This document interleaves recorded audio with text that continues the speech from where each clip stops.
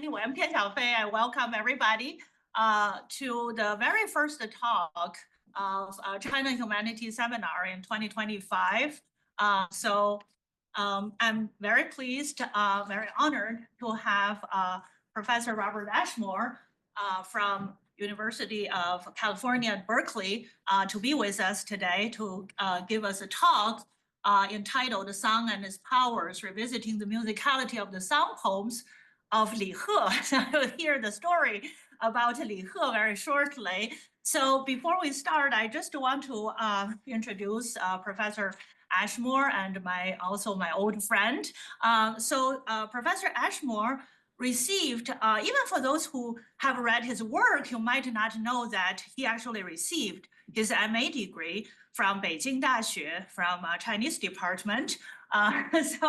In 1992, I want to mention the year because then he joined ELC at Harvard, and then he received his PhD degree in 1997. He's one of the few people I know who actually got a PhD degree in classical Chinese literature or classical humanities in 5 years. And then he did something very surprising. And not entirely surprising to me, because I think I did the same thing. He went on to write his first book, not based on his dissertation. Am I right? Yeah.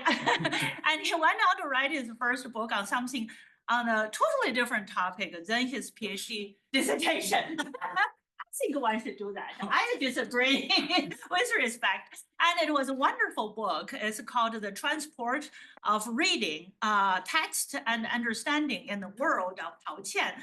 And I remember this title very clearly. I wrote a review in Chinese of it. Hope you didn't see it. Maintain our friendship for all these years. No, I'm just kidding. I'm just joking. It's a wonderful book, a very influential book, and yeah, it's also a must read for students who take generals, in medieval Chinese literature. So Professor Ashmore's main research focus is basically from the 3rd through 11th century classical Chinese literature, but especially poetry and poetics, song and performance. And he published a very wide-ranging articles. And his second book, which is The Poetry of Li He. So as you can see, the subject of the talk today, as I especially requested this, I thought you got to share this because it's a fully annotated translation of the complete poetry of this Tang poet Li He, who in Chinese is often known as 鬼才, demonic talent or ghost talent, who's just a really fantastic poet. So Professor Ashmore did a complete translation, but also has fully annotated and also has a critical introduction in which he kind of debunks a lot of the received insights or opinions about Li He. So we look forward to hearing that if you're going to go into that.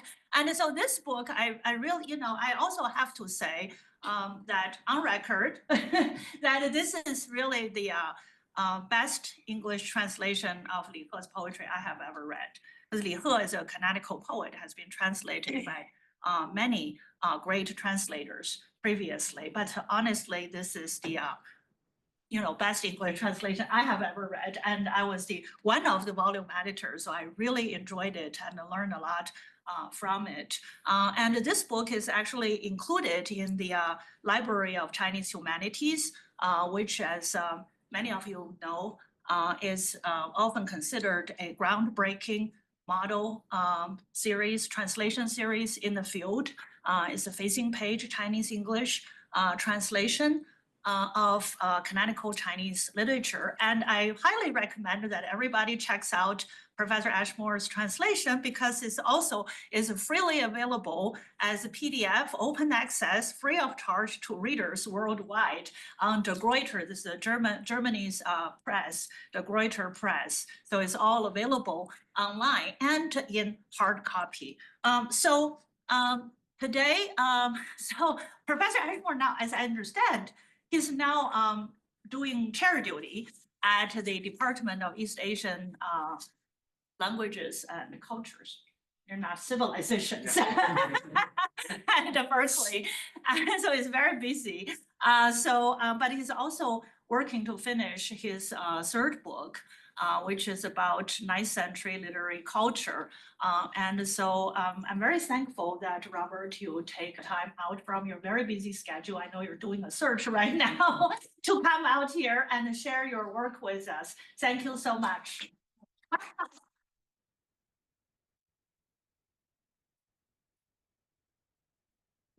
Thanks, Xiaofei, for the introduction. That's too kind. I should ask before I start, what's the guideline for time? Because I know no talk is so good that it doesn't stink if it goes over time. So I want to make sure is there a, what? You can just keep going. And then I know the goal, the bar is to keep Peter awake and then we're good. That's impossible. Peter, can you move to a less comfortable looking chair?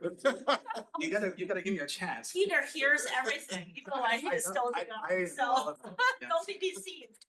Maybe around 5. Okay, good. That's yeah. Good. Thank you. So thanks to Xiaofei. I mean, it's too kind, and it just feels very warm and nice to be back and see all the familiar faces and places and to revisit this place. So thanks also to Yizhang for all of the coordination of making all this come together, to the Fairbanks Center, East Asian Languages and Civilizations.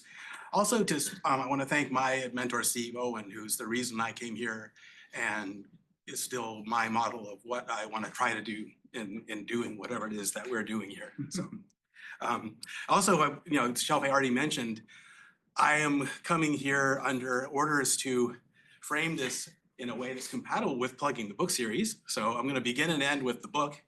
Library of Chinese Humanities is great. I think it's just wonderful to have something that I can say to people, you have a copy and you have a copy and you all have the copy, you can read it, So it's a great privilege to be able to have a publication model that's so nicely subsidized that we can do this and just make it available. It's wonderful.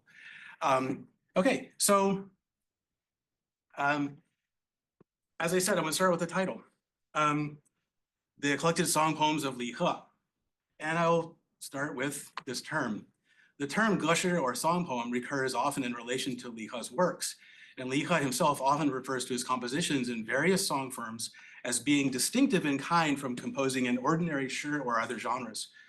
But these boundaries are unclear, because even some occasional shi poems can be adapted for performance by professional singers. We know this from other documentation.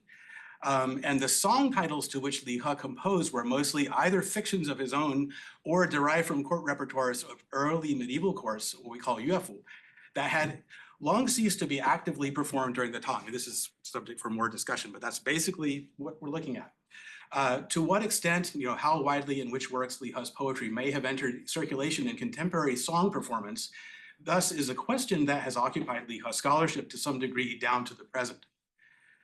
The suggestion of song poem, geshi, though, is that such works must in some way be more lyrical than shi, more sung than shi.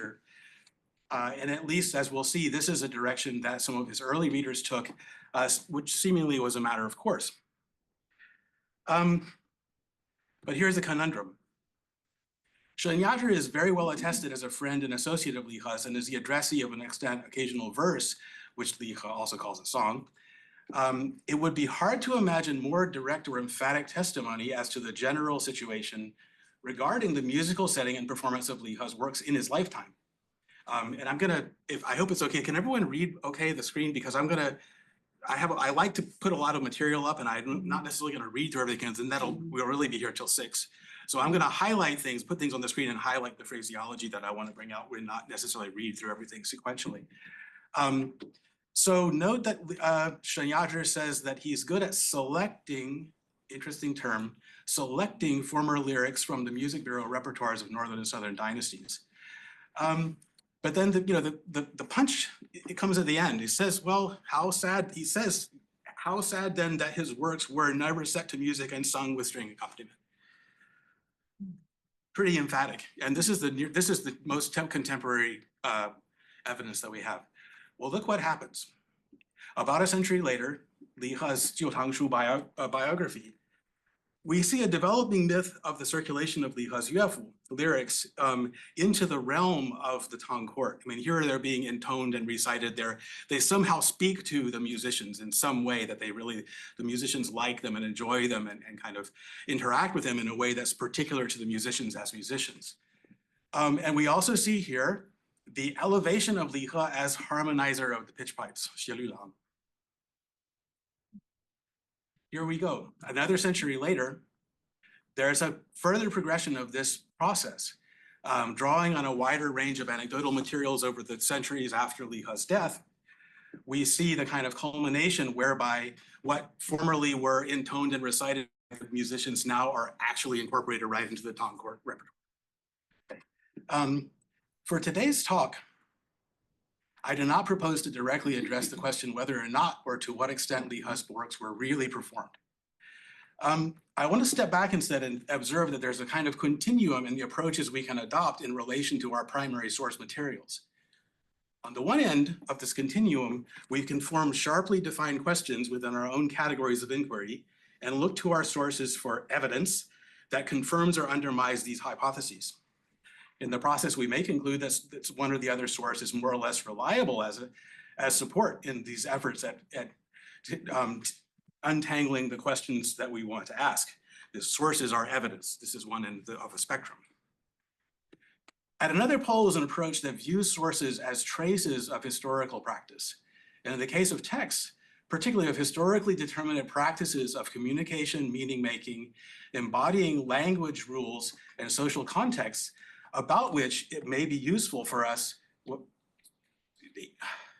to go back here.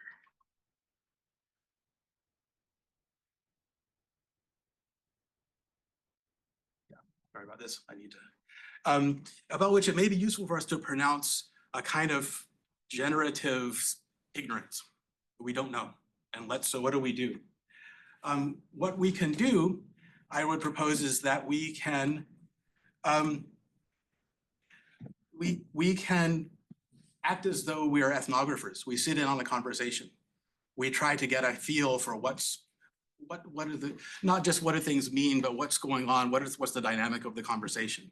What are the stakes involved? What are the language games, and so forth. So this is what I would call treating our source as artifact rather than as evidence. And so today I'm gonna go full artifact about all of the texts. I'm not gonna really treat texts as documents of reality. I'm gonna treat them as artifacts of things that we can indirectly use as a kind of imaginative leverage for thinking our way back into something that is no longer historically concrete. And as is a sort of final step in this process, here we go, the title again. We saw that in this title, the phrase geshi is recurrent and it relates to musicality. And another small thing, this is just, I'm not going to found any argument on this, but it's an interesting thing. This phraseology is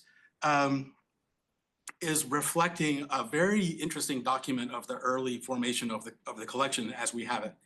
It's ironically very unusually concrete and vivid about exactly how this was compiled. And it talks about, so the bian, the sheaves. So this suggests, in the original context, this is from a letter from a friend of Li He's, Shen Shushi. He's the son of Shen Jiji, the Ren Shizhuan author, Tang people. Where he says that Li He had left to him these bundles. And what this would refer to would be probably fair copies, but separate sheets, not yet mounted into scroll form of a completed book for the Tang.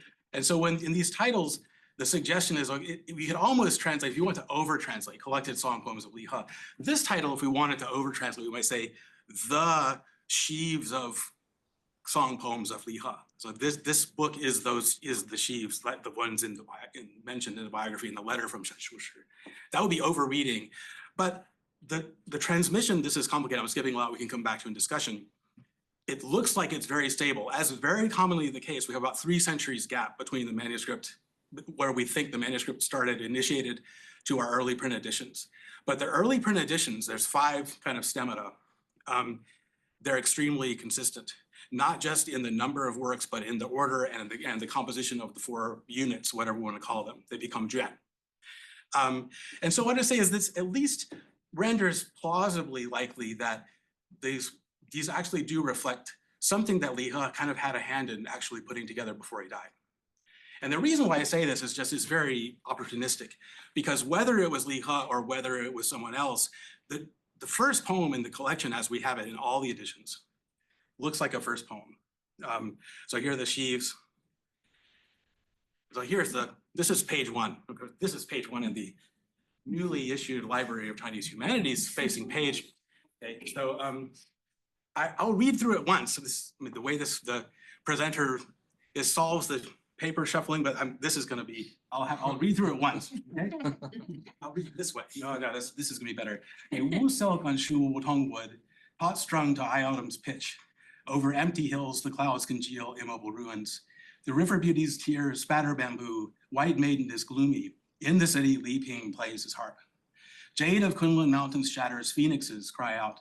Lotus blossoms weep dew. Fragrant orchid laughs. All within the 12 gates is suffused in frigid light. 23 strands of silk stir the purple sovereign. Where Nuwa once melted stone to patch the sky, stone cracks and sky shudders inciting autumn rain. In dream I enter a holy mountain to instruct the holy crone there. An old fish leaps among the waves, a gaunt dragon dances. Wuzhi, unsleeping, leans on his osmanthus tree, streams of dew fly slanting and wet the cold hair. Okay. So what we see here is a UFO with a seemingly occasional subtitle. We'll get into the title a little bit. It seems likely, though, that the occasion of this is of the harp performance at court by Li Ping, who is indeed attested as a renowned player on the instrument, is itself part of a fictional frame from Li He's perspective. Okay, so when I use this poem, I'm not going to present a reading of the poem.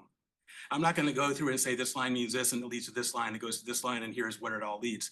I'm going to try to do like a retouching of a painting and take the musical, acoustical dimensions of the language that we see here and see if I can enhance our kind of focus on some of the elements of stuff going on in here. That's the approach I want to take.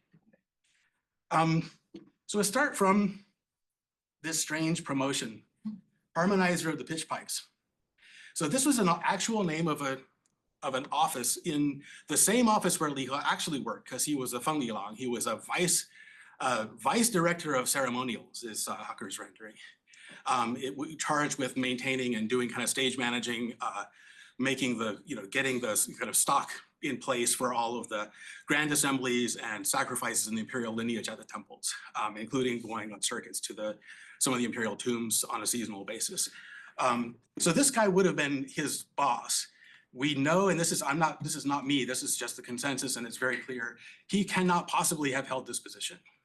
It's a couple ranks above him, and with Li He, it sounds a little grim to say it, his life is not long enough to fit in a career for him to have got this job and done the other stuff we know he did. It can't have happened. So the post existed. So let's say then, what was this about? What does it mean to make him into the Xiaolulang? So again, rather yes, no, then in this case, I guess I violated my principle. I said it's not real. But what does it mean? Why? So this is an anecdote. Again, this is one where I'm not gonna be able to read through it, but it's really fun. This is an anecdote from the Suishu monograph on calendrics, or pitch pipes and calendrics, because those are related. And it's a document of medieval research into harmonics, acoustics, and calendrical science. As we know, this is the catchphrase, a sufficiently advanced technology is indistinguishable from magic. And this rings true for us with these medieval accounts in a different way, because when we read this, we really don't, what is going on? And I want to just index here, not just we have this figure who is able to gaze into the clouds and the sky and determine the status of the breath of the cosmos that indicates the passage of a season or a particular nodal point in a season. He also constructs this 24-wheel fan system that goes underground and it does something. Like at the right time, one fan moves at a time and it's in sync. What I want to bring home here is, how do we verify all of this within this account? What are we verifying it against? We verify it against the pitch pipes that are supposed to be at court. Well, guess what? The pitch pipes that are supposed to be at court, how do you verify? Because they're supposed to be, if they're perfectly the right proportions, you put them in a sealed hull with one end plugged with a very delicate fine ash of rush. And that if they're of the correct proportion, as the seasonal nodes pass through in the atmosphere, and that resonance, again, this is action at a distance, resonances, sympathetic resonances of major underlying, all these magics are hinging on this kind of thing. At the right time, the ash puffs out of the pitch pipe to show that it is actually attuned. Now, this is not a legend of a sagely something or other in the distant past. This is medieval ritual, court ritual documents. You're supposed to have this. And this account is actually framed in terms of the possibility that you just go verify. You go and look at the pitch pipes and you say, oh yeah, look at that, poof, it's gone. What's going on? Do they have them? Do they not have them? Does the Tang court have or not have a set of pitch pipes that are doing this? I'm not going to answer the question. I'm going to say this, but this is the question. And this is the question where we want to ask the question about Harmonizer, the pitch pipes. Because he's not directly involved in doing this, but the name participates in this sphere where this is supposed to be happening. So, good. And I'm sorry, I wish we would have more time to read. These are fun. We could sit here all day and read these things, but I hope you've had a chance while I'm doing my over narrative, because there's not gonna be time to go like that. So here's a poem of Li He's where he clearly invokes these traditions. But the perfectly proportioned pipes here are from the ancient past. And in Li He's vision, they survive only partially, fragmentarily, imperfectly. In the last line, this is all of the pipes were all complete. They were made by Yellow Emperor. This is all canonical. And Yellow Emperor Lingluan, otherwise known as Hongya, he's a Taoist deity who also appears elsewhere in Li He's work. So this is fairly familiar territory in the Li He world. But now the status of the present for Li He is the Yellow Emperor is gone, and the 23 pipes have gone along with him, with only one to be blown in the human world, possibly related. What's the relation to the one pipe in the human world and the bitter bamboo of this song of Li He's that we're listening to? Again, we can think about that. Those lacking virtue cannot obtain this pipe. This pipe lies buried at the shrine of Shun. So here Li He is also bringing in, this is an organic connection between, on the one hand, there's acoustic science, but on the other hand, this is operating within an assumption that the discovery of certain kinds of acoustical truths and the derivation, the creation, generation of certain kinds of pipes only and always happens in conjunction with the sufficient level of sagely governance. So they're connected within the discourse. So here's in a specifically Tang context, is medieval research into acoustics. It's difficult to separate from the rhetoric of sage rulership. Now this account, I'll briefly walk through this one because this is a really interesting one. And this dates from the era of Taizong, and I think this is very much not understandable apart from Taizong. So there's this music master, acoustics master, scientist, Zhang Wenshou, who is skilled in these sciences. And so he makes his own from bamboo because he has the mathematical, the idea is that he has the mathematical solution and he accordingly cuts the bamboo pipes. And then because he has the right mathematical proportions that are embodying the bamboo pipes, he's able to create through sympathetic resonance, he's able to make the pipes that is the bells that have been lying silent in this temple for some unknown amount of time. They rise, they resonate, and they begin to sing in response to his bamboo pipes. This is this moment of the uncanny return of something ancient that was silent. It was a material, cold, silent, and now it's coming back to life. This moment of the uncanny, the magic of the technology that's just too far advanced for us to understand, some right out there, is the key of this. But again, this relates clearly to the notion, why is it happening now? in the larger context, clearly this is because we have a sage ruler who is in power. This is Taizong. And what else are you going to make Zhang Wenshou? What other posts are you going to elevate Zhang Wenshou to other than Harmonizer with pitch pipes? So here, this is an occasional song. That's actually one of the few cases where Li He actually describes how a song he wrote was performed by performers. So it does happen, but he writes about it. So you can think about that. So his neighbor in Chang'an is a Tang aristocrat who was banished to the north early in his life.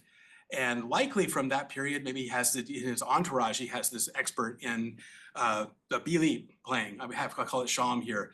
These two double reed instruments, people on both ends of the Eurasian landmass are complaining about those steppe invaders who blow these things and scare the horses in battle, and it's really a pain, but they also get assimilated into the musical traditions on both ends as well. This is one of the kind of the suana and oboe, depending on which path you follow. In the Tang court, these kinds of instruments, bili and related forms, were also used in acoustical science for example, adjusting tuning of different instruments or checking the tuning of things like bells and lithophones and whatnot. And you can think about it, it's actually interesting because that penetrating, we know whichever version of the instrument we hear, we know this is why when you go to the orchestra concert, who is going to play the A for everyone to tune to? It's going to be the oboe. So they're exactly what they're doing with this, but the designation the great pipe, the great peace pipe, the taipingguan, this designation taipingguan is a designation of a double reed instrument that is specific to this sphere of calendrical, the kind of occult acoustic research in the Tang court. And so Li He is dressing up this expert performer on a sham, a kind of a Central Asian kind of a sham, a bili, and he poetically clothes it in this idea of the great peace pipe. And look what it does. It sort of creates weather. It creates climate. Okay. So here we are again. And I just want to, briefly, I'm not going to do this incessantly, but let's look again. We see calendrics. We all know what time of year it is. When you say taut strung to high autumn's pitch, that's autumn. We actually know what mode it is. It's this shang mode, also often called the qing shang, the pure shang mode.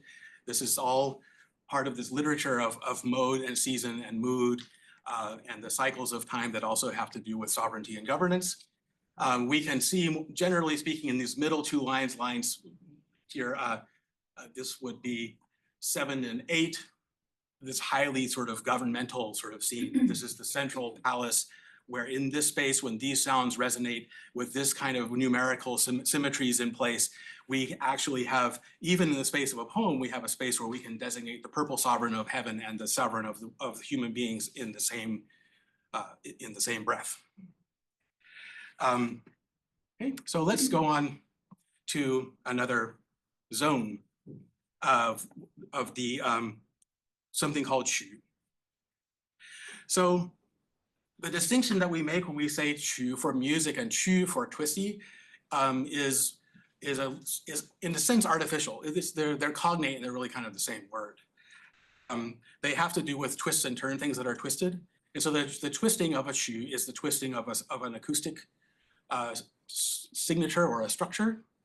But we also see that acoustic qu tend to very freely permeate across boundaries of sound and inner emotional states.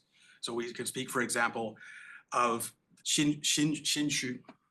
The twists and turns, we think about complexity as involving infolding, overfolding, crossing, interlooping, the complexities of the inner thought, the inmost thoughts, the xin shu. These can become interchangeable or consubstantial with qu as sonic signatures. So in the musicological lore from which Li He as a UFO writer draws, the behavior of qu often flies in the face of any notion of stable teleology from an inner emotional origin to a sonic, musical, verbal elaboration that we associate with texts such as the great preface of the Mao School Shijing Canon, where inner to outer progression of such accounts suggests that understanding could in turn unfold in an orderly framework by working backwards from outer back to inner, leaving sound, and feeling at the end of the process. Accounts about qu often hinge precisely on a suspension or paralysis of any stable boundary between inner and outer, or of a causal order of stimulus and response. Shu becomes not the texture of an embodied voice expressing clearly felt, deeply felt intent, but disembodied sonic patterning that carries with it an uncanny power to coerce and create inner states. So here we have some, this is just a nice example of, this is the disembodiment, something called sheng qu zhe, the twists and turns of sound, where the voice goes out and then the voice is out there and then the voice comes back, and it's exactly in every single detail is exactly the same. So that the notion of the sound as grounded in the body is undermined. And this is a very straightforward, kind of almost simple-minded, it's an echo, yeah, familiar. So what about this thing called sheng qu zhe? There are early traditions, we don't have these anymore, but there are actually textual traditions that relate to canonical interpretation of songs. And the suggestion here, 周歌, 周谣歌诗, they're ancient. It's not necessarily the Shijing per se, but to know exactly the sonic signatures of the interpretation and the rendering of things that we know otherwise as just ancient songs, the allure of that kind of idea clearly was strong enough to generate these textual traditions that survive at least to the late Eastern Han, at least to be written down, if not clearly understood. Something like tablature or cantillation marks, something along those lines would seem to be what's being talked about here. Okay. So, and I want to talk now about this world of Shu in the medieval Yuefu literature. And as I said, this is a world where it's almost at certain points as though we set out to undermine the kind of the Mao Shida Xu kind of world of an orderly process, a teleology of an externalization of an inner state. So let's look at, this is the original of the harp song. We look at how the harp, the Li Ping's harp. So we have, and again, I'm going to trust you guys' ability to read faster than I can talk, but I'm going to kind of talk through the high points of this. This is an origin story of a song, but I put it to you that this is a weird origin story of a song. This is very weird. Something happens, we don't know why. A guy shows up with look kind of weird, and he was getting ready to jump in a river. His wife says, please don't jump in the river. He jumps in the river. The wife is sad, and she makes an utterance, and then she jumps in the river. That's weird enough. And then we could stop here and just say, this is where the song comes from. And okay, fine. But no, it's as though we go out of our way to emphasize the degrees of mediation and transfer, because the idea is that Shu, once it exists, it's a thing. It's become a thing and it's wandering around the world, and it becomes, so the man who hears it, so this is the guard, the forward guard, he goes back and then he says, Zagao returns home and he tells the story to his wife. I mean, it doesn't say he sang the song or that he could sing the song. He tells the story, and then she's moved by the story, and then she copies the sound on her harp. Okay, it's copies. I mean, it's very common in this material, and it's very, I think it's almost like in your face. It's emphasizing that it's a thing, and once it exists, and it has its existence, and we can listen to it. It's repertoire. She copies the voice, the sound, and we don't know. It is the harp rhapsody, whether she called it harp rhapsody. There's no way to tell the subject here. Okay? So this is one. So anomaly, right? Protector Ding is a lyric byword for sadness in Tang poetry and elsewhere. As Li He says at one point, don't go singing Ding Du Hu Protector Ding. There's no point. Let's just get drunk, something like that. Meaning, as you don't be so sad. So we look at this origin story. Something sad happened, but the story has nothing to do with the story of the sad thing.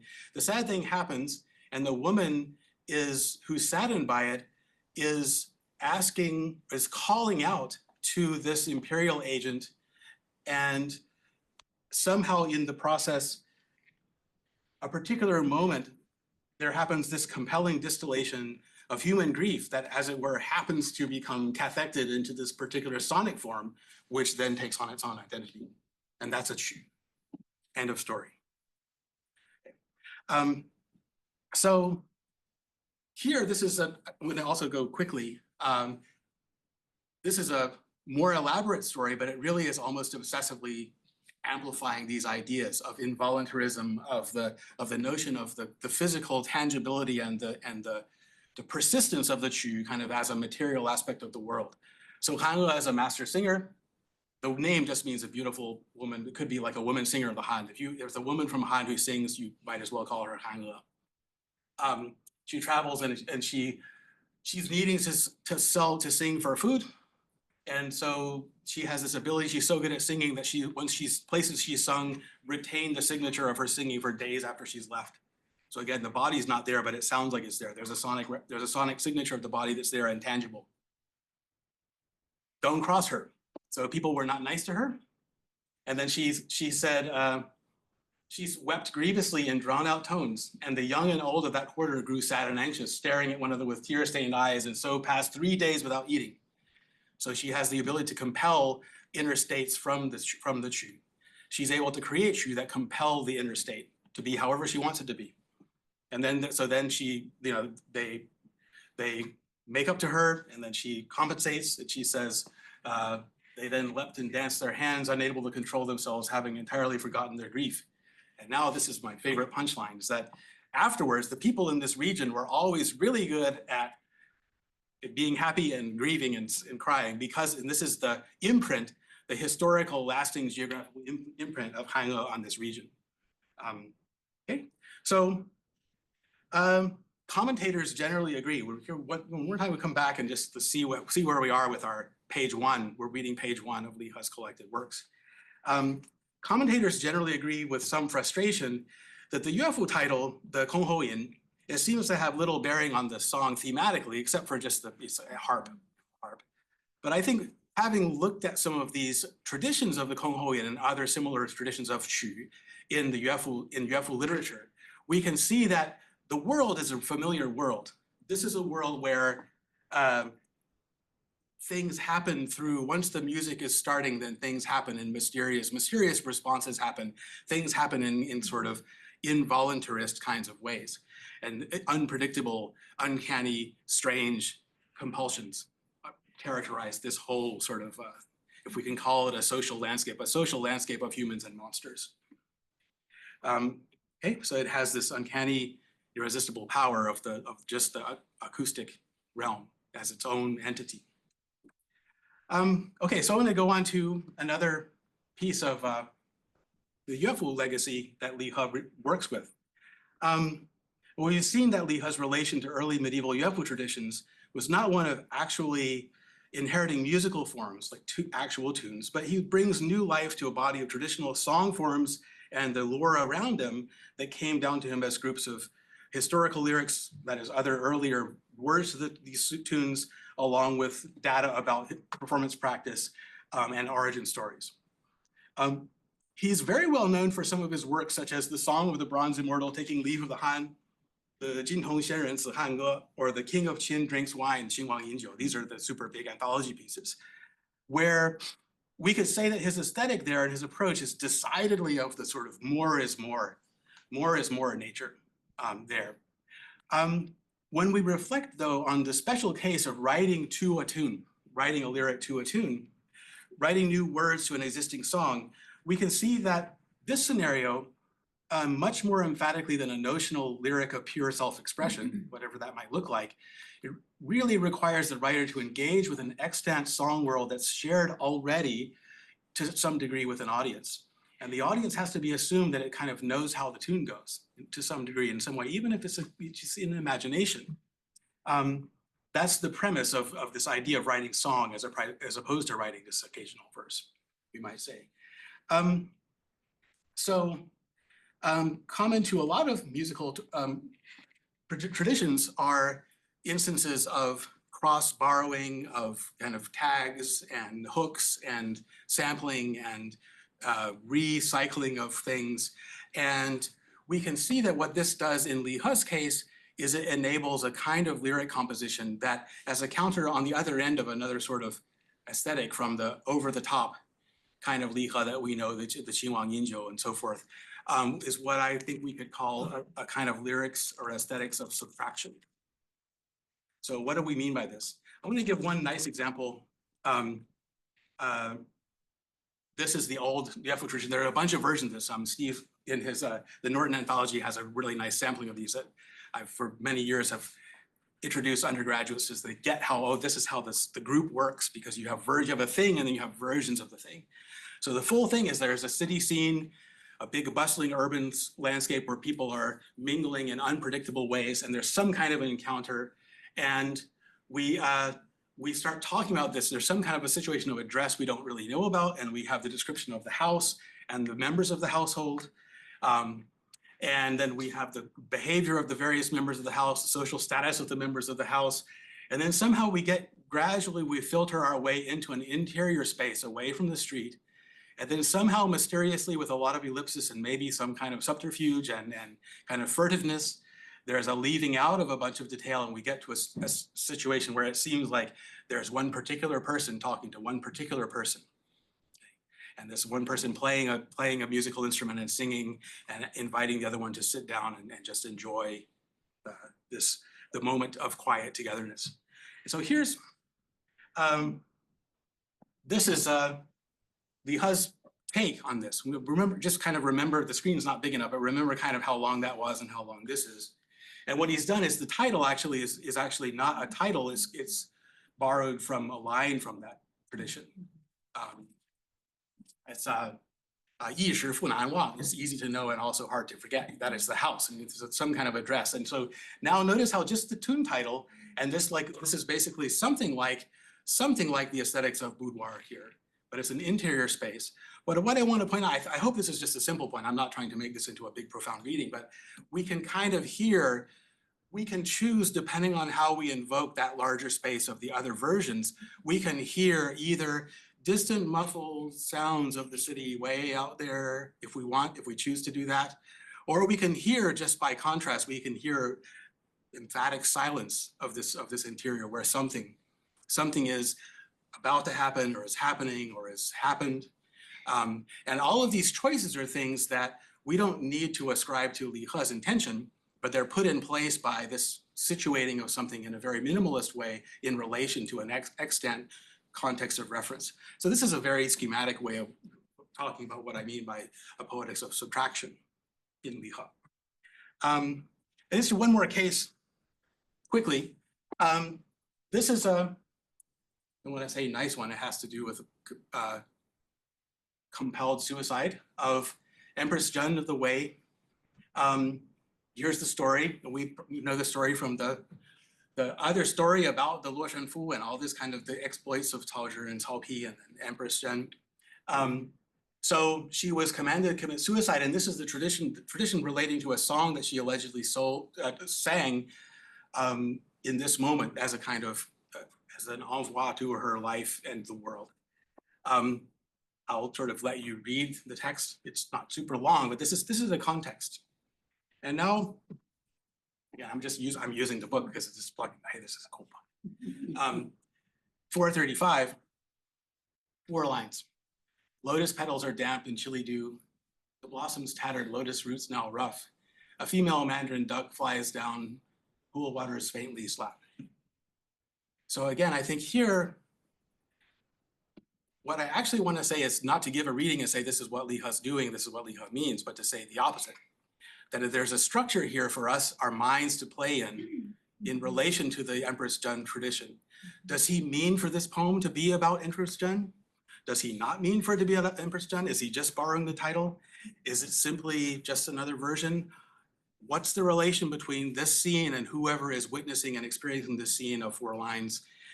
And the seeming vividness of an inner state that paradoxically emerges from 4 lines by being placed in the context of just a framework of expectations that we're not sure whether they're being realized or activated or not.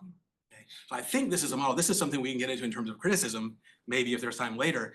I think this is a model towards a way that we can get away from intentionality and interpretation of Li He and other people, maybe, finally.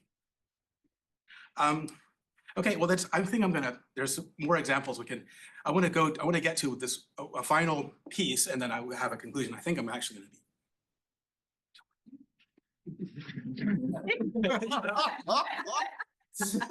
So in terms of both volume and critical attention, particularly in the modern era, song traditions of notionally folk origin predominate in medieval UFO traditions to an extent that in many contexts, the English word ballad is used as a parallel for UFOs, UFO ballad. There's nothing intrinsically wrong with this, nothing intrinsically wrong with any translation. And in some instances, this could be no worse than any other way, just to give a rough idea of what the original word is referring to as far as the kind of work. So it's okay. But for medieval authors, despite the bewilderingly wide range of things UFO may refer to depending on context, again, this is a classic sort of, you know, we're doing oral exams and we have to list like 17 things that UFO can mean depending on who's talking and when about what. But the functional horizon of actual or possible court performance is never absent. In fact, we can say that within the rules of engagement in the discourse of the tradition itself, it is never incorrect to assert that court performance or the possibility is the main point. It is never incorrect to assert that. And I think that's just a thing we need to keep in mind, particularly with Li He. Okay, so those popular or ballad-like song traditions would have been largely curated as repertoires of court banquet performance. Now, as we all know from our traditions about governance and Bronze Age lineage kinds of traditions and the way they play out in medieval governmentality, the counterpart to banquet is sacrifice. And sacrificial songs are UFO. And if anything, I'm not going to say they're in a stronger sense, but in absolutely equal sense to the banquet, to the UFO of what we can call ballad. There's nothing wrong with it. But we need to be aware of this, and we need to think about this, particularly with Li He. So this is actually what we see if we open up page 1, UFO Shiji. The biggest compilation of UFO is staring us in the face.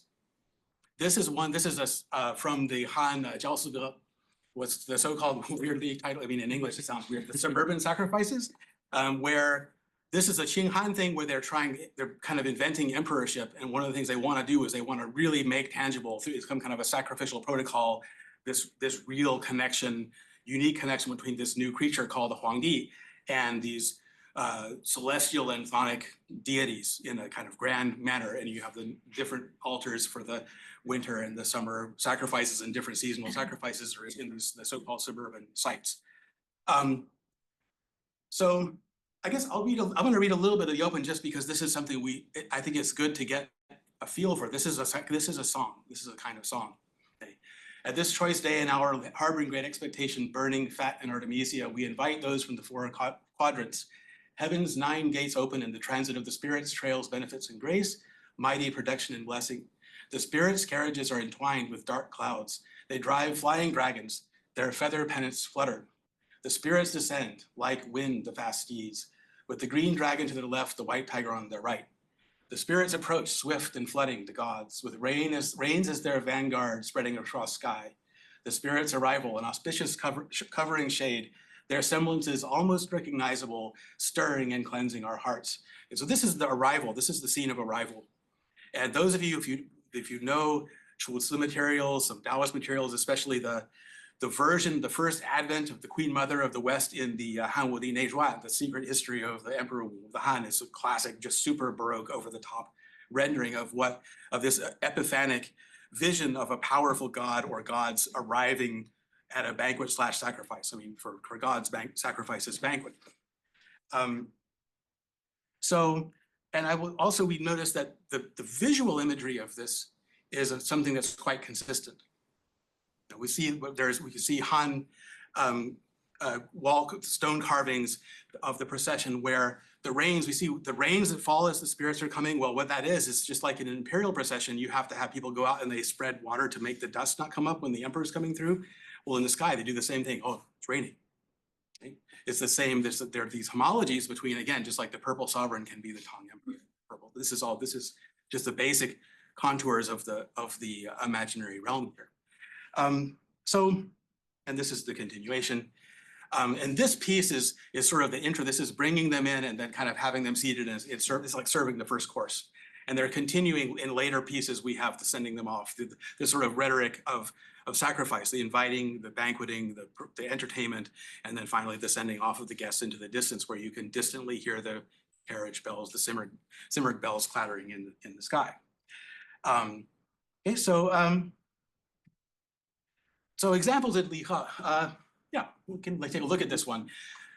These are not hard to find, and this is something that is worth paying attention to. That this is again a song that unfolds very, very recognizably. It's not quite what we call a liturgical song, and for reasons that I'll try to explain. So this is not exactly this is not something that you would necessarily sing during a sacrifice, because what he's doing, this is one of the things that's super fun about Li He, is the way in the opening we have a kind of plausible kind of a landscape. This could be sort of a travel excursion poem or a landscape poem. And what happens through, let's say, lines 7 and 8, you start to see things happen where landscape becomes figured in terms of goddess-like things. And then the process unfolds through the middle of the poem, such that, we're getting into the middle here. This goes over to here. I don't know why this is blocking. The cord of her canopy is lightly daubed with silver. We get to a stage where it becomes difficult to read, like tenor and vehicle are getting switched. So it's becoming very difficult to continue to read goddess-like stuff in botanical landscape tenor values, but it's under our feet as we read our way into the poem. It's being reversing. We're having this experience that through the language of the poem, in other words, the epiphany, the epiphanic motion is not simply a motion in space of gods and goddesses coming through the sky, but it's also a kind of it's a kind of rhetorical arrival through this kind of seeping up through metaphors of something that goes from being metaphorical, very real in the language.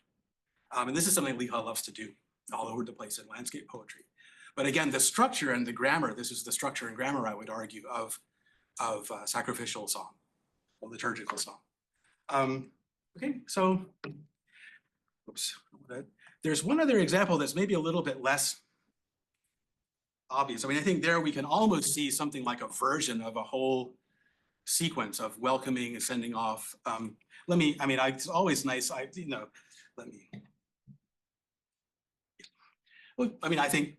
we noticed the ends are always really nice for all of these. There's always some sound. It's a sound that recedes into this. These are always nice. So I'll go back and just do the nice sound. So here we go. This is another example where the procedure is broadly similar. This is a poem that's often read as kind of like a huaigu, lament, that would be written on the occasion of a visit or passing by the Huaqing Palace, which of course is one of the leisure resort sites that was memorialized and made its name during the reign of Xuanzong at the pinnacle of Tang power in the 8th century. And Li He, we imagine that this, and I'm not taking a position on whether this is or is not a huaigu poem, or whether Li He did or did not actually, quite possible. This would have been very much on his itinerary back and forth between Luoyang and Chang'an, which he did a lot. So quite possibly, this is also one of the very few instances where he uses a title that is attested in Tang musical performance. I don't know that there's a lot that we can derive from that observation, but it's worth noting just by contrast, because the vast majority are either self-invented or traditional yuefo that are no longer active in the Tang. This one is attested as having been performed during the So this is a kind of lament on a waste palace. And again, in the closing, we can see this very nice, he's in the distance and he's seeing, I mean, some of us may have actually seen this, that above this hot spring or other hot springs, you see these plumes of steam that rise into the sky above the site. And so what he's doing in the closing here, at the Huaqing source, hot water wells up from orpiment stone, wheeling and hovering, white phoenixes attend upon the Lord.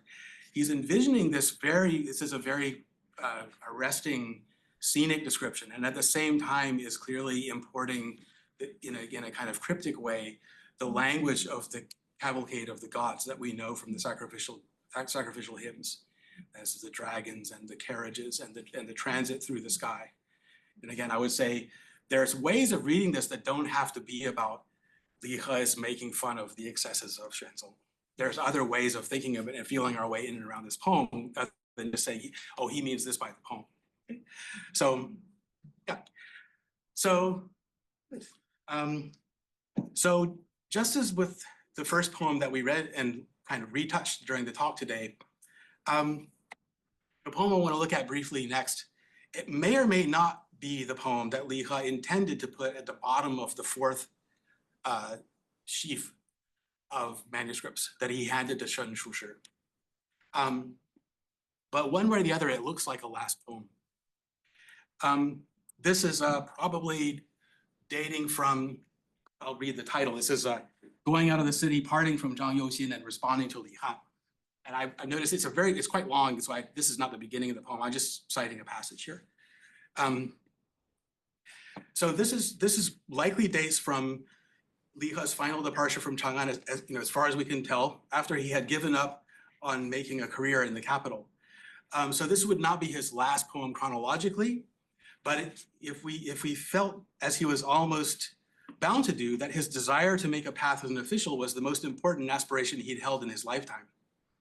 And that from the perspective of his final months, the closest he had come to that realization was the stint he had in Chang'an, and that this was it, that's it. From that perspective, his subsequent roamings in the provinces were no more successful in giving him a better outcome. This might naturally have been the poem that would strike him as a fitting final poem for the collection.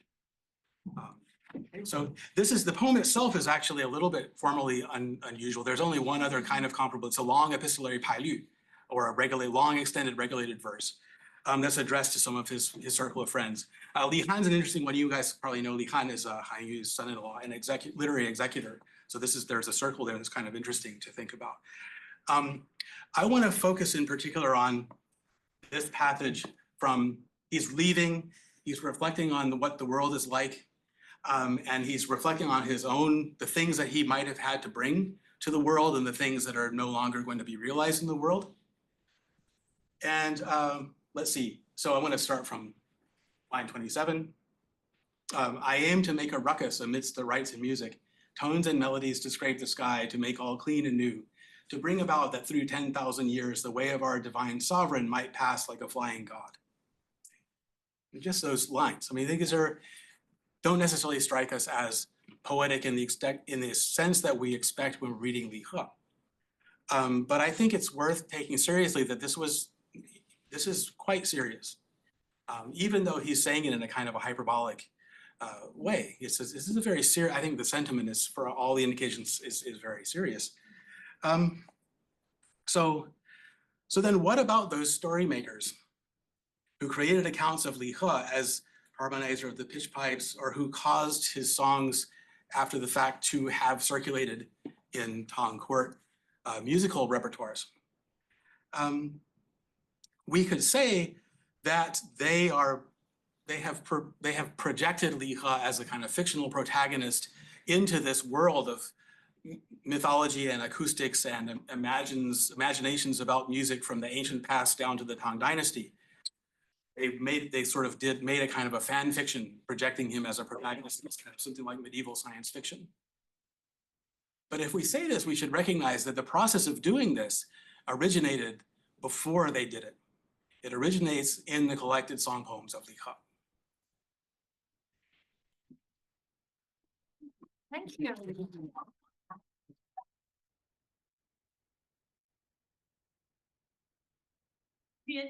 We're waiting for more.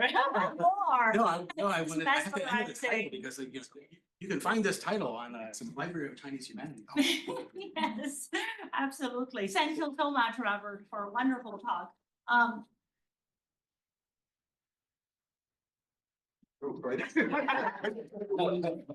Wonderful. Was it powerful? Powerful. Amazing and stuff. Obviously, so powerful, Michael, can't take it. No, this is really as alluring as Li He's poetry itself. So would you be open to questions from the floor? And I'm just going to ask the first question. This is great because it's, you know, this making of the mythology making about Li He, very much kind of in a way reminds me of the poet that you wrote about in your first book, Tao Yuanming, right? Because a lot of the Tao Yuanming biographies in many ways are based on his poetry. You know, the clues, like the tantalizing little clues he, scattered. But this is very interesting. I have so many thoughts, and I'm just going to limit myself to one question and then one maybe comment / question. First one is, I don't know. So Robert, you talk about the 乐府, this category, right? You know, there's one question I always think about, which is the, you know, in 文乐英华, when we come to the song, they have a 诗 section and they have a 乐府 section, and then they have a 歌诗. What do you think? That's always kind of on my mind, you know. I just wonder, what do they see? What do you think they see? And of course, you can just say, I don't know, ask the Songdu's, you know. But what do you think that what you know they probably might have seen in, you know, so a lot of Li He's poems are in, unsurprisingly, in the 歌诗 section rather than 乐府. So what are these, the category? What do you think, what they think of that? Another comment / question, well, not really a question, but just something that, you know, in your talk that moved me. Again, you know, this, I really appreciate your, the stories, you ferreted out with all the echoes, the 箜篌言, it's just fabulous. That kind of, in a way, the origin story of that 箜篌言 saying, yes, it is. I always thought that, wow, you know, why did, if it ends with just a, you know, the old man jumping into the river, wife jumping into the river, that's it, you know, why do we have the subsequently, and also the 朝鲜. You know, the show song, you know, kind of, it's a, do you think that might have, I noticed, you know, kind of, you know, in the very first stanza of the 李平箜篌言, he begins with 吴文的蜀, and then he moves on to 中国, 李平中国弹箜篌. It's somehow just jumps out, if you, especially if you think of the potentially the hybrid kind of the weird, you know, the origin of 箜篌言. What is he trying to say? Because I think you really succeeded very well in showing that Li He is not just, you know, kind of writing songs and having fun and being the 鬼才. You know, he talked, you know, especially this last poem, he talked about the 黄土跨四海. He's thinking of, you know, the potential power of his own kind of music making or poem making that could, I don't know, what do you think of that geopolitical kind of weirdness in that? Yeah, just that. Thanks. Yeah. So, I think, it would be great to continue all kinds of conversations. So I'll try to pick out the pieces that so first of all, I just, to be honest and put myself on the spot, so I will be wrong if I'm wrong, and we'll all go back and check tonight. Okay. And see if in any way correct. My sense about the genre, I would think about 文乐英华, and again, I have to go back and check and see whether this falls apart or not. But I think about it a little bit along the lines of what we see with the even more chaotic kinds of divisions in the 乐府诗集 itself. I mean, of course, later, but I think so. What I have in mind is that my sense is that the 乐府kind of comes to me if you want to try to make this category. So and again, of course, 乐府 also means what we call 词, which is the whole problem. And so I'm not going to get into that for now.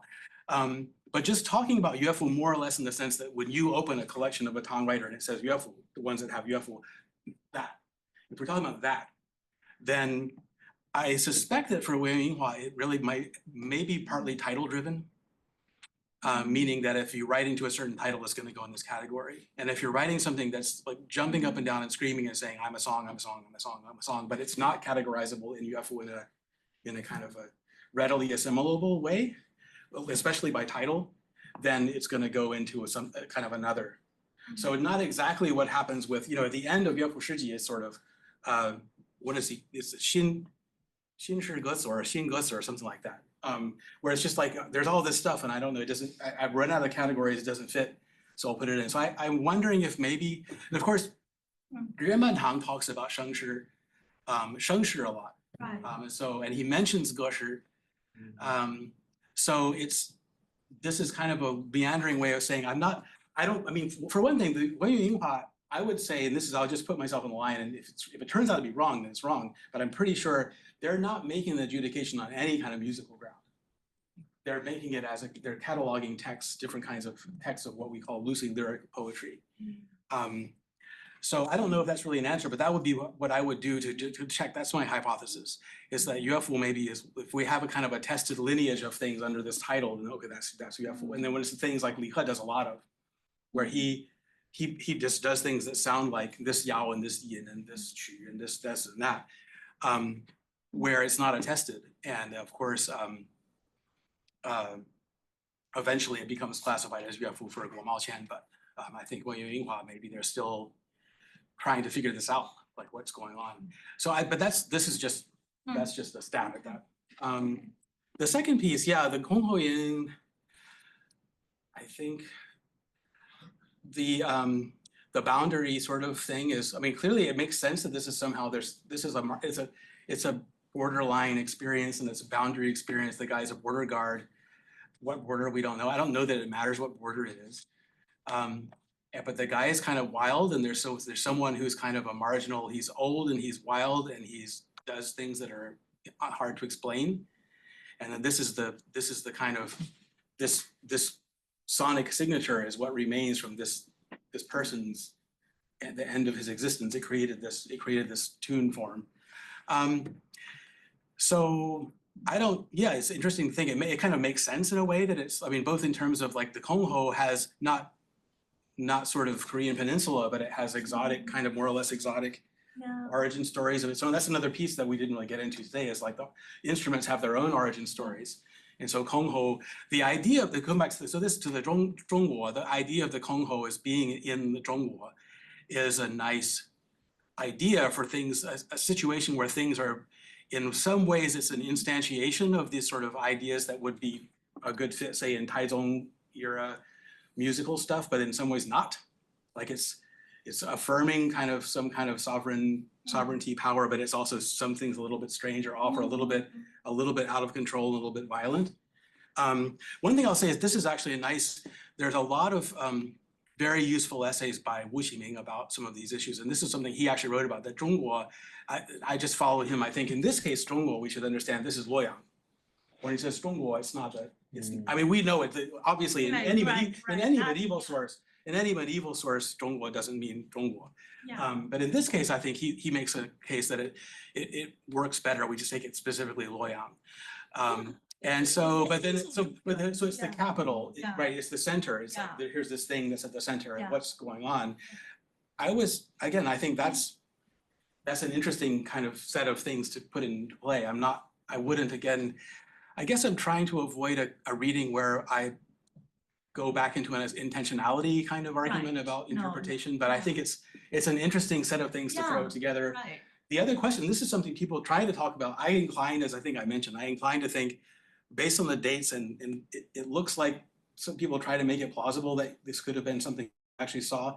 But there's a couple things. I think it must be likely to be imaginary, because the timing is hard to make it work out, almost impossible. And secondly, the way that he ends, if it's an occasional, I mean, I've read all the occasional music verse of the Tang Dynasty, which is not a huge amount of stuff, but there's a certain number of things. This is not how you do it. I mean, it was not to say Li He doesn't do it like that, but you would strongly expect a closure that closes in kind of a recognizable present, and not like on the moon with some wet rabbit. Okay, thank you. All right, open up.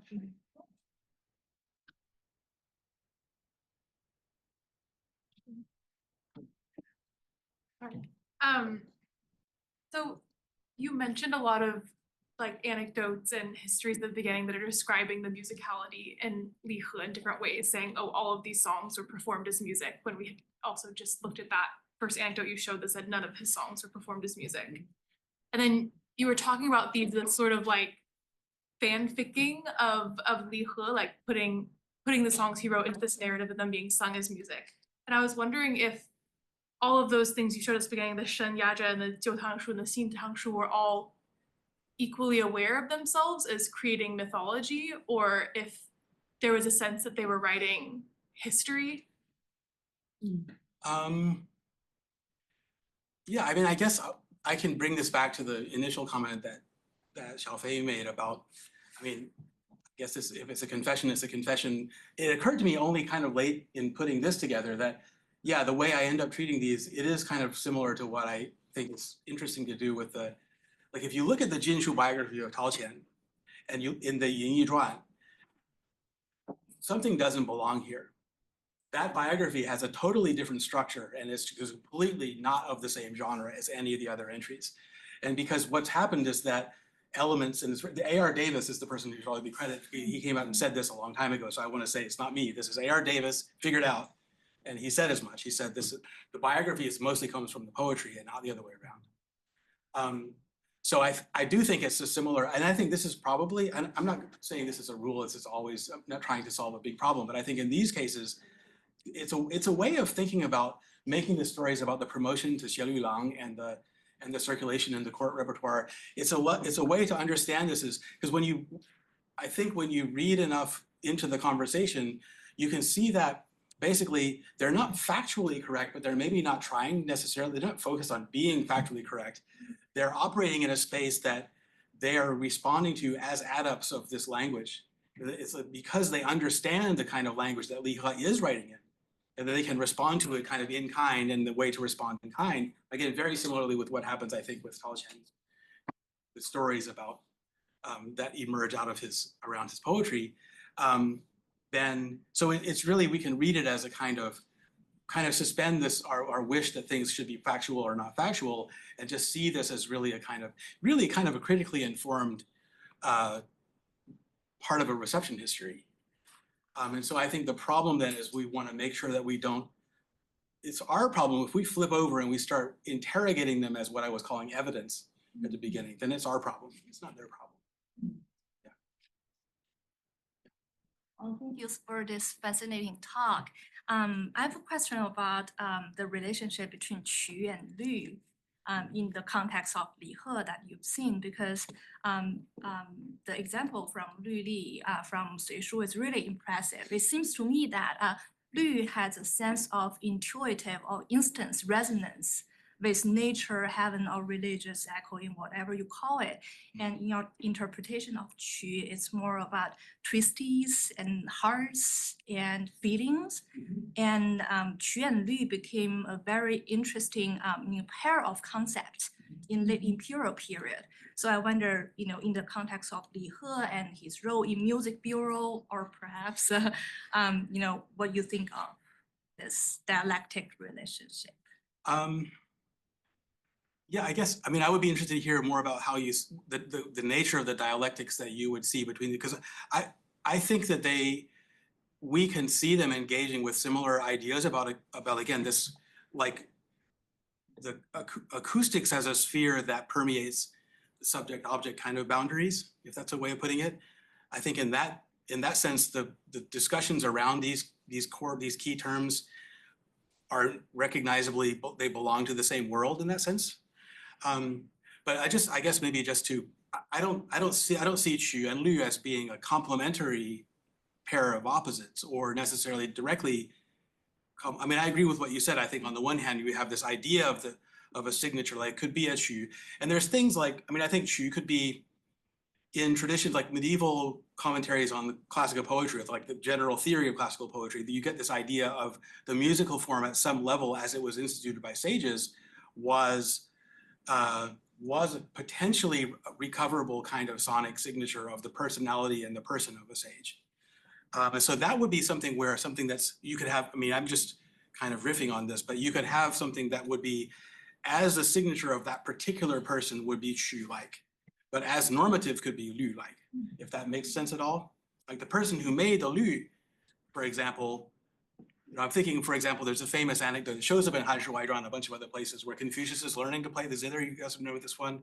And then he keeps practicing, and the zither player says, oh, good, you're good, you're ready to go on to lesson 2. And he just, I've got this, but I haven't got that. He goes in progressively, he gets further and further and further and further until he reaches a kind of moment where his playing allows him to envision this. It's a little bit like in the sacrificial context, where you have semblances that are almost recognizable. It's almost like coded term. He sees the semblances of someone.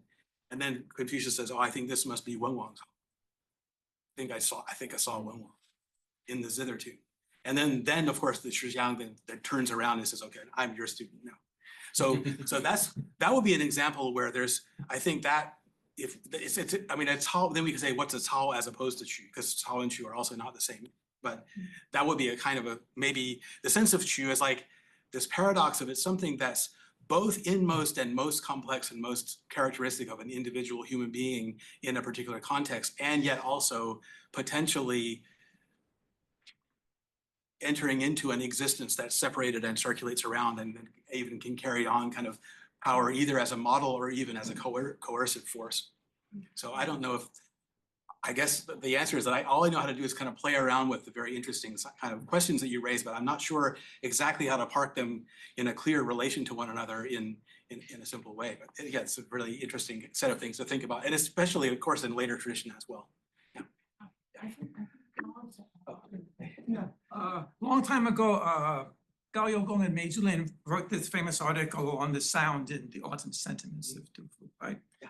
And I think there was some doubt as to, they really successfully can actually recreate the sound of your poem, right?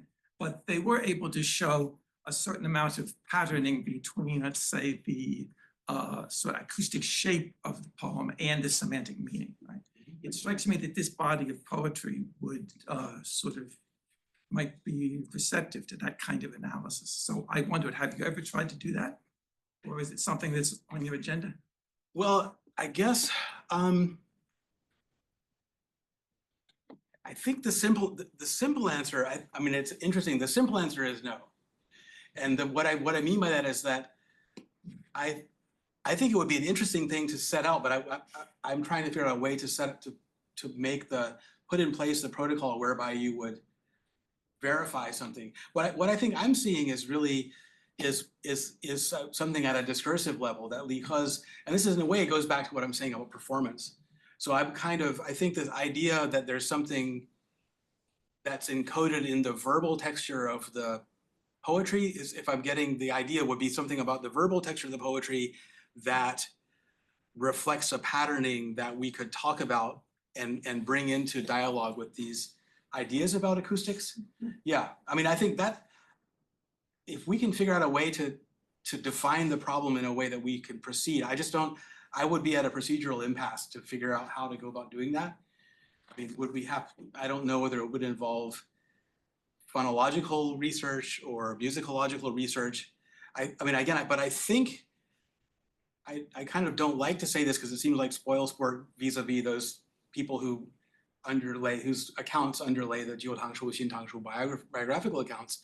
I'd like to be on their side and be in a space of play with this. And I don't want to slice all faces. So I'm showing how he's not just playing around, he's doing something. And I don't want to be that guy. But I would love to figure out a way to do, it would be great to feel that I could do that. But I actually don't, at this level, I don't think that when he's writing, for example, to a Yuefu title, it's virtually certain that there is not an actual tune that is in anyone's mind. So I guess I'm kind of thinking more about the tunes that are, in a sense, they're concocted out of imaginations around fragments of text.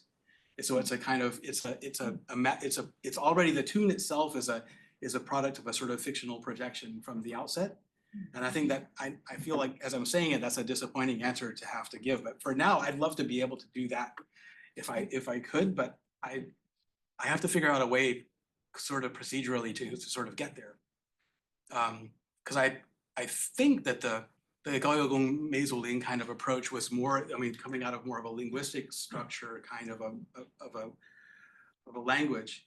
And again, if we could figure out, this is another thing that I sometimes think that is, for example, in the case of prosody, like regulated prosody, and people often talk about, for example, shi poetry, like it's almost commonplace that shi poetry has this prosody, shi poetry has prosody that's more complicated because it's more tailored to the contours of the tunes.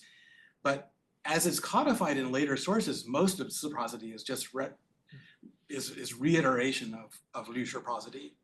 And it has as much to do with the people who are writing it as it does to do with the texture of the music. So it's hard to untease all these things. I would love to be able to do it, and I'm very open to any suggestions about how we could get to a level of a concrete, whether linguistic or musicological kind of analysis to get, because we always want to, this is where my elevator or airplane seat conversation dies, is I say I work on medieval music, and even the ones who get past there, then I say, oh, imaginary music. And it's like, I wish I could get past there, but I haven't been able to do it yet. Can I press you on your elevator? Okay, good. Would this mean then that insofar as these poems ever get sung, they are being put to melody by later musicians? Doesn't have to be later. Like Schubert No, doing this no, or Mahler doing. No, it doesn't have to be later at all. In fact, this is, I didn't mean to speak categorically and say it wasn't the case. So they might get sung.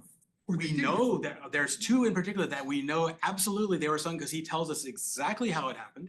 Like the poem with his neighbor, it's a really nice, it's the one, the guy, the Shen Huzi, Bili Ge, it's a great, there's a long preface and he tells the story of his neighbor. He was an aristocrat, he got exiled for something, we don't say that, whatever it was. And he comes back and then they have a banquet. And then Li He writes this poem and the guy likes the poem so much, he has, there's a whole thing with the household singer, entertainer, and her coming, she was behind the screen and then everything gets so exciting and happy that she comes out from behind the screen. And then on the spot, he writes this whole preface to say, and then on the spot, we made this song for the Bili Ge, and then she sang it for all the guests, and it was like everybody had a great time. So this is, I mean, I don't disbelieve that for 1 second. I see. And that's a rare document of an actual process whereby a text is put to music. So, and it can happen. The thing that's almost, as I was saying, the thing that's almost hard to get traction on is that we sometimes talk about this as though there's this insurmountable barrier to putting a verse to music. Tang musicians did this all the time. Yeah, occasional verse, regulated verse, gushi. They just, if they want to take, especially, 4-line units, they could take a 4-line unit out of a long poem and stick it in a song and they sing. They have no problem doing that. There's no barrier. So I think we kind of, it's because we want to figure out what is sung, what isn't sung. And in a sense, that's a self-created dilemma because we're looking for a barrier to give us something to grab onto sort of conceptually where it's actually the nature of the situation is more fluid. But then again, having said that, we have this Shen Yazhi, and I actually put the whole essay is in the appendix because I think the whole essay is a little involved because it's exactly the point he's making is not necessarily primarily about performance per se, but I still think that unless what he's saying about performance with Li He, unless what he's saying is factually true, the whole thing just doesn't make sense. That's not his main point in a sense. But so it's an interesting dilemma. There's another really nice one where there's an excursion and Li He writes a song for some professional or court entertainers on a wintry day, and he writes a song for them and he says, then they sang it like basically on the spot. And because this is like a mark of pride. And this, more generally, this relates to that world where writers and entertainers would have this kind of collaborations. We think about the Huo Xiao Yu Zhuan is like, a lot of Li He is a great commentary on things like Huo Xiao Yu Zhuan, where you have the famous literary person, and then we have the beautiful performer, and they have this kind of symbiosis of kind of a marketing in the capital sphere of the song, of like a song culture of the capital. And Li He has these examples where in various ways these things are going on. But I think on the aggregate, it seems like those instances, the two instances in particular where he says, I wrote this and then right on the spot was sung. On the aggregate of evidence, though, it looks as though those are being pointed out because they're in some way exceptional. He's really excited about them because it was a cool thing to have happen. It just worked out that way. Yeah. So yeah, but no, I like to try to be as empirical as I can, but I just feel like in this case, you have to go where the material can let you say something. But this, I think these things inform, that's why I felt bad. I gave, the image for the talk is these actual Tang musician figurines, and I think, I don't want to do bait and switch. People think, oh, it's gonna be real music. Are we We gonna want the song. play the sound clips for you guys now? The thing is, if I can just inject, and then there's a YE and then, yeah, please. We have two audience getting all warmed Well, up thank you so now. much. Oh, Yeah. no, Oh, not yet. I just want to inject something and then I have to, Oh, because yeah, YE's sure. hand was raised first, and then you, please, yeah. But I just want to say that the Shenyang thing is really amazing, you know, but it's one of those contemporary, you know, I don't know if we can privilege just one contemporary account, you know. I like what you just said though, you know, that there's a fluidity to the situation with Tang poetry, you know. We kind of, a lot of people tend to think, oh, is this for music? Is this suitable for music? I think musicians can often just take something and they do a lot Oh, of yeah, absolutely, variation, you know. absolutely. So I don't know, I do like that letter that you mentioned. I think that's a nice little gem that you actually ferreted out. Yeah, it's very Well, nice. people always but- cite those lines because they comment on this situation with Li He. So, Yeah. but the whole essay, I think you have to read the whole essay. The whole essay is not about that per se, That's but it's right, yeah. kind of, it's Yeah. related to that. It has to do Yeah. with ways of thinking about the work of whatever we want to call them, these, let's just say aspiring exam candidates. Right. That's the class. Yeah. The relation between these people and an actual world of song. And Yeah. again, so Shenyang is operating from a set of premises where one of the things that he finds unfortunate about the cultural world he lives in is that there's a gap now. Mhm. And in his mind, there used to not be a gap, and now there's a gap, and why? Mhm. So it's very interesting to think about as a whole piece along with Li He. In Right, addition to I this, that he agree, says yeah. this one thing about Li He that's very emphatic, is they were never performed, or they were never Yeah. set to music. Yeah. But he must know himself that it's not uniformly the case. Mhm. So I therefore I kind Right. of think that must not be what he meant. Mhm. I mean, unless we just think the whole thing is spurious, which I don't think anyone has ever No, made I the don't think case. Yeah. it's the spirit, but the people can make a claim about your contemporary, Yeah, you know, I and mean, it just, but he's saying they're something- not precise about. Yeah, he's saying in a very long tone kind of way, Right, yeah. exactly. Yeah. But I think I don't want to take, why you had a question? Yeah. So first of all, thank you for great talk. And I just want to riff on Juan's question, a very suggestive question, because when we talk about musicality in Li He, the way you parsed this is so illuminating. The way you link it to patterns of meaning, to tropes, to the tradition, really, to cosmology, right?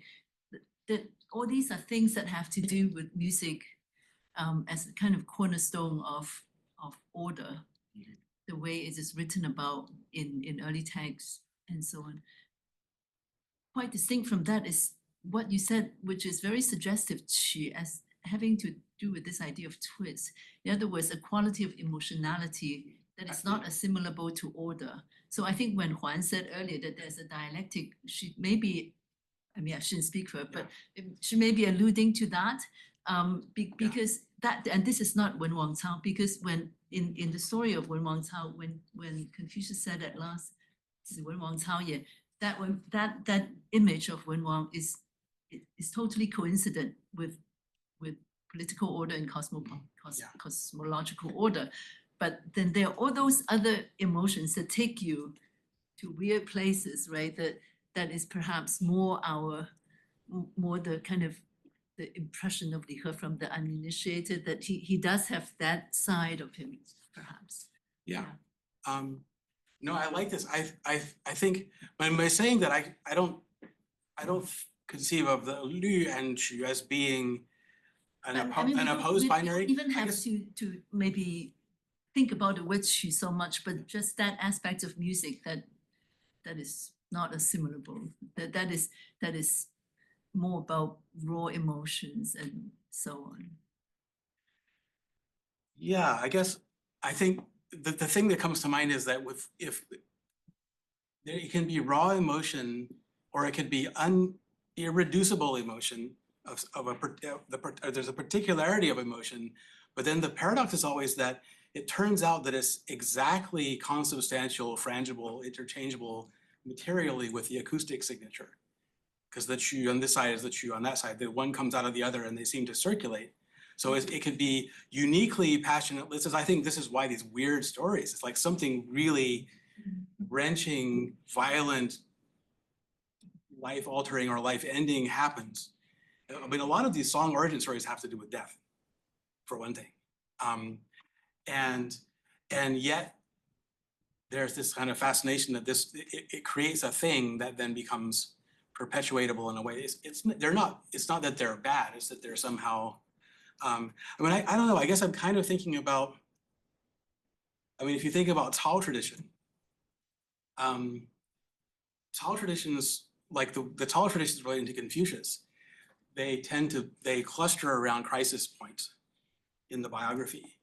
And so there may be something about that, and I think it often has to do with a discursive context where it's almost, I think of them as like arioso, meaning there's a moment when the character in the historical narrative is deprived of the audience that is able to understand the things that are ready to be communicated, and therefore the communication gets shunted into an alternate form.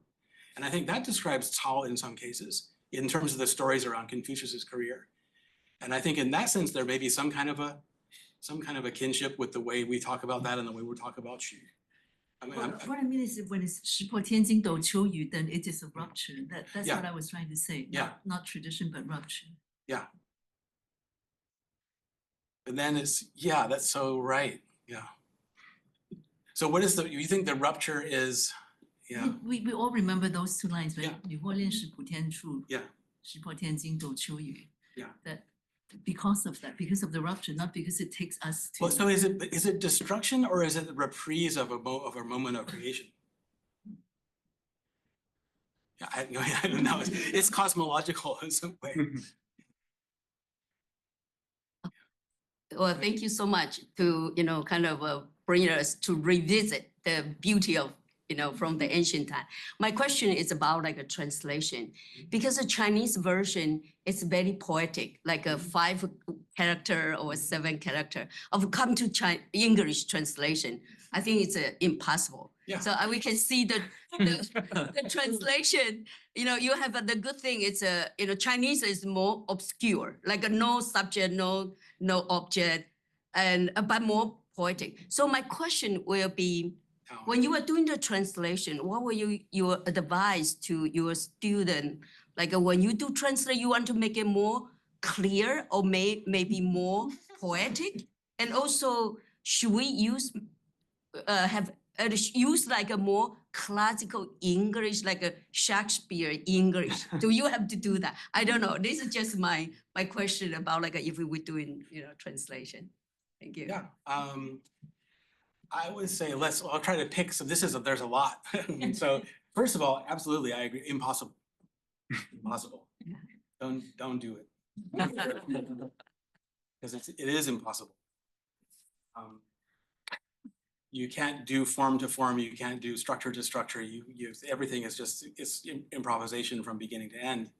But this is what I like about the nice thing about this new edition that came out of Li He is that this facing page. So you get both of them together. So for me, this is I'm being a little bit devious, but I'm not just being devious. I'm being serious a little bit because I would be very hesitant to come out with a volume of Li He in translation with no original text. I wouldn't really want to do it because I don't want to put myself in that position. And so I feel like here I have an out. That is, I can say, well, my translation is, I'm not trying to replace the text. I'm just trying to, I mean, if there are people who, if you don't read classical Chinese and if you have any interest in reading the English side, then I'm very happy if people can get something and say, oh, that's interesting. And then maybe they go and learn, to read the original. I think I'm totally happy about that. But then in a way, I kind of think I really like and this goes back to the idea of the model of the low classics that we all also in our, to the extent that we like to dabble in those sides of things, we all have our history with the low classics, where that really is, it's about kind of helping people to construe.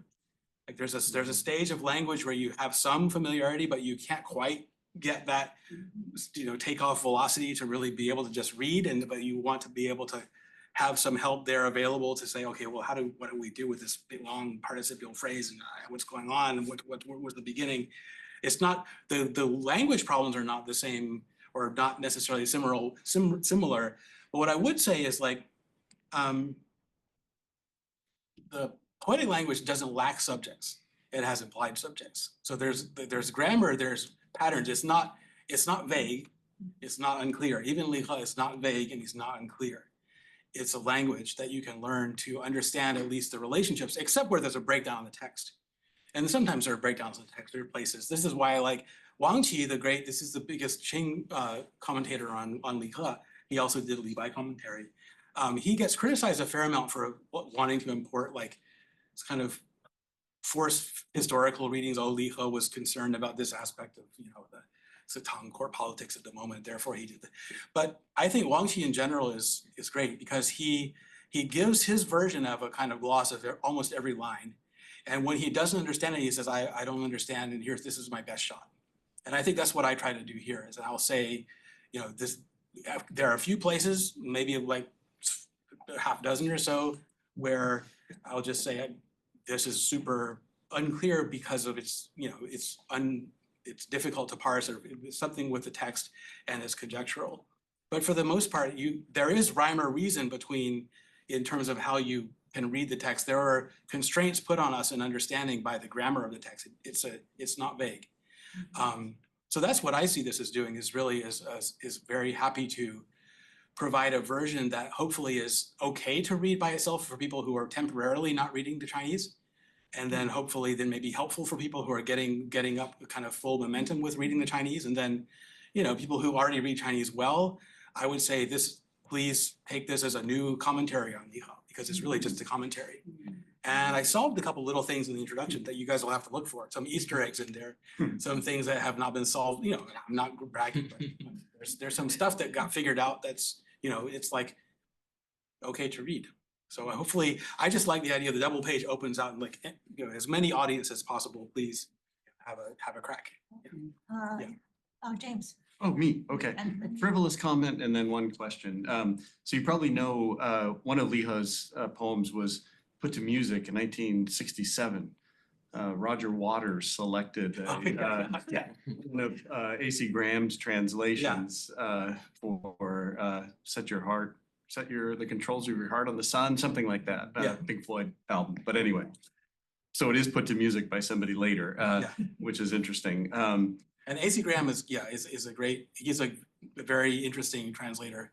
And I would say this is like A.C. Graham's review of the Fraudulent translation is people talk about that as if it's like just a negative review. I think it's a very positive review in the larger sense that that's a great review. Go look that up, and it's very illuminating for thinking about a lot of these questions of translation. So rather than try to answer myself, I'd say go read that. Yeah, it's really good. So you can see why some trippy people in the 60s would find this kind of interesting. Yeah. The question I had was sort of around mid to late Tang. You also have a number of Chan poets who start doing these ge, Le Dao ge, and the Caowang ge, and things like that. And I was just curious this is like foreign territory to me, but I've looked at those. Is there some cross-fluence between people like Li He and some of those? I mean, you can kind of, when I read some of it, the sort of trippy language that you find in there of the rabbit and all that kind of stuff does seem to smack a little bit of some of that. Very strange kind of content that occurs in those as well. But I don't know if there's. Yeah, I would probably my first answer would probably be more in the direction of kind of a genre-based explanation rather than a Li He in particular explanation. In the sense that I think when you write it kind of goes to what I was saying about the notion of writing in a song form in general. Yeah. And then one of the things that does is that you're basically not writing as yourself, arguably.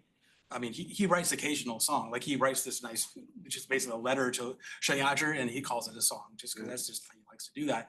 But I think generally when you write something as a song, it's a way of like making it seem as if it's coming from a persona or from somewhere else. And again, this is similar, like Li Bai is also someone whose works are occasionally, I think because he writes lots of Yefu, the term gusher will come up in connection with some of his collections as well. So I think that idea of writing in kind of through an alter ego or writing in a kind of distanced, like a culturally distanced kind of a voice, like this, here's some rando who walks in the mysterious and says some cryptic thing. That sort of thing would be very naturally couched as ge. It goes back to like in the Analects, the guy who walks up and sings a song to Confucius that's a little bit enigmatic, and then he runs away. Confucius wants to talk, but he can't have a conversation. It's just a weird song. Yeah. So that's kind of a thing that I think would completely be in the repertoire of those folks who are writing those things and in their minds as they're putting that kind of thing together. Writing from a no-self position. Yeah, it works. I mean, it works. That's, yeah, you can definitely, you could use that, you can apply that sort of conceptual language to this context without any problem whatsoever. Yeah. Yeah. I think we have two more questions and this gentleman, yeah, in front, and then Benjamin, yeah. You second. Thank you for the talk. I have two big questions. First is, given that what you discovered today, do you think he also has the connection to the new music? For example, like John Cage, they also have shared some similar ideas. So if that is the true, then the new music is nothing new. Can be dated back to Tang Dynasty. And the second quick question is, today we play with the generative AI.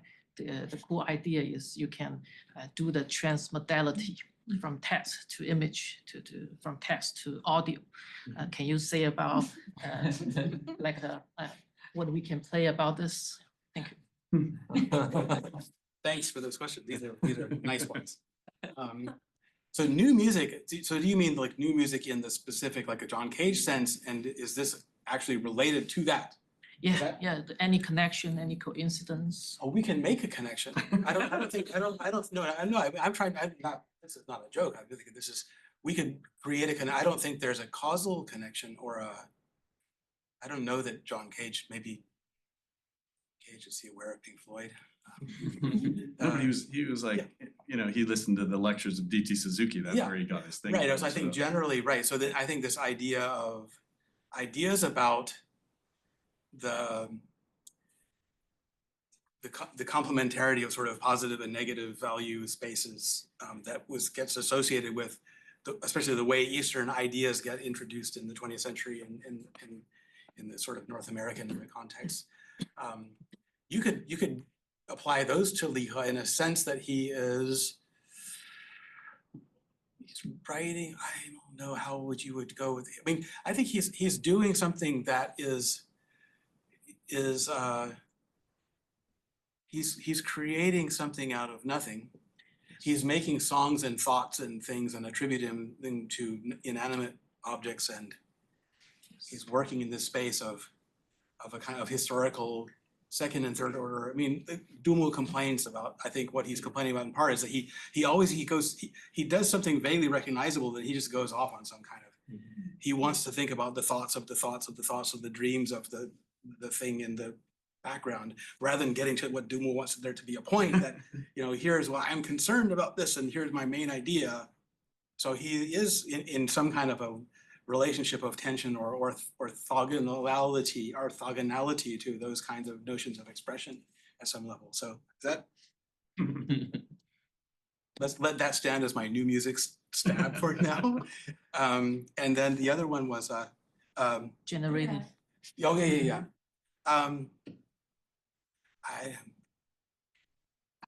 I think, yeah, well, I think you can say that the world of the sound, because sound imagery in Li He is in a way there's synesthesia. We can talk about synesthesia in Li He and kind of transfer of, he does certainly a lot of, he is, without doing it in a systematic way like Achilles' shield and things like that, but it's very ekphrastic. He's very much like, and this is something that feeds into later what we know as the poetry, is the sort of interior spaces where everything becomes a tunnel, a labyrinthine space of ekphrastic. You go into the painting, and then when you're in the painting is narrative and landscape, and then you're in landscape and you can see something else. And for Li He, he likes to do that sort of thing, along with like what we saw with this kind of disorienting sort of melting of relations of tenor and vehicle with metaphorical language around things like landscape and goddesses and things like that.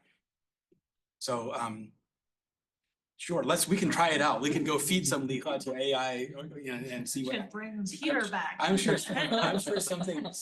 something cool will happen, I bet. Okay, I think the last question, Benjamin? Yeah. Hi, thank you so much for a wonderfully enlightening presentation, especially about music, as I were talking about over Yeah. lunch, I also work on Six Dynasties and Tang poetry that's about music. And I wanted to sort of go back to that point you were saying when you're sitting next to somebody on the airplane and you're like, oh, well, I write about imagined music, and you lose them. Well, that's the point where you pick me up specifically, because I do I don't like talking on the plane anyway.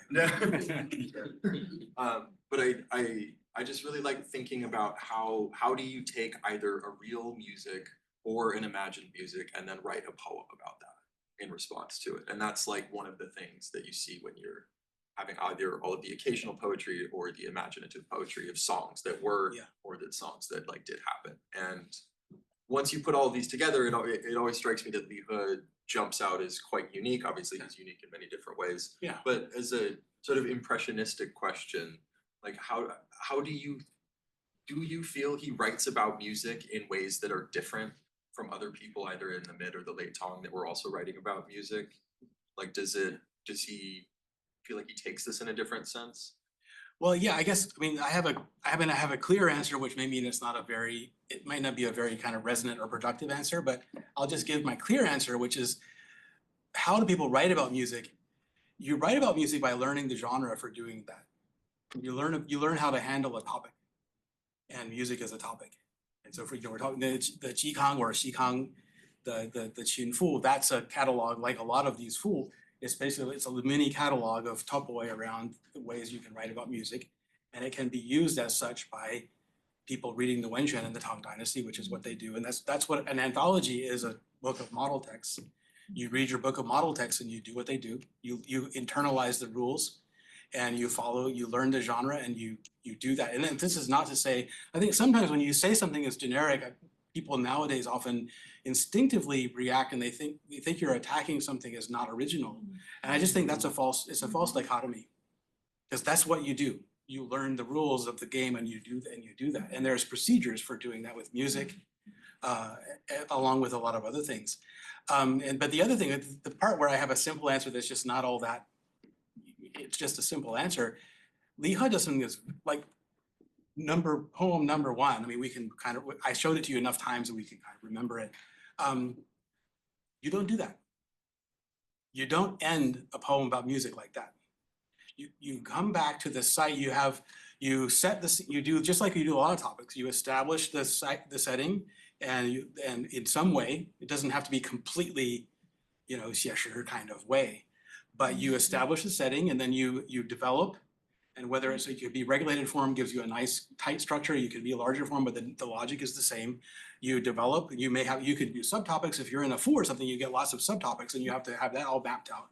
And then at the end, you come back and you return to some kind of a comment, oh, and now, this is like, we learned something today. What a nice time we've had, and now let's go off. And it could be sounds trailing off in the distance. It could be the after resonance, the silence, or something else you hear in the distance after the music has ended. You hear another thing, or you see the moon, or there's something that closes, and is that you have the fade away, the end, and you have the fat done. That's what you do. Li He doesn't do it.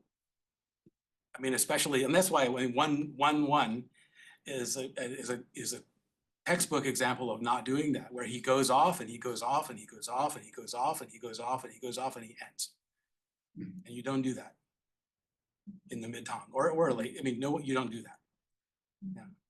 I mean, even people talk about Lu Tong. Lu Tong is more kind of like Hanyu, and he's hyperbolic and over the top, but he's not weird in this way. He's not weird in terms of actual, and I'm not trying to advocate for Li He and say, oh, Li He's the maverick, he doesn't follow the rules. But in this sense, he kind of doesn't. Yeah. Great. But then you have to know the rules. Yeah. I'm glad you said all that. Yeah. Sometimes it takes somebody from outside to Oh. and then they're, oh, yeah, that's true. Okay, thank you so much.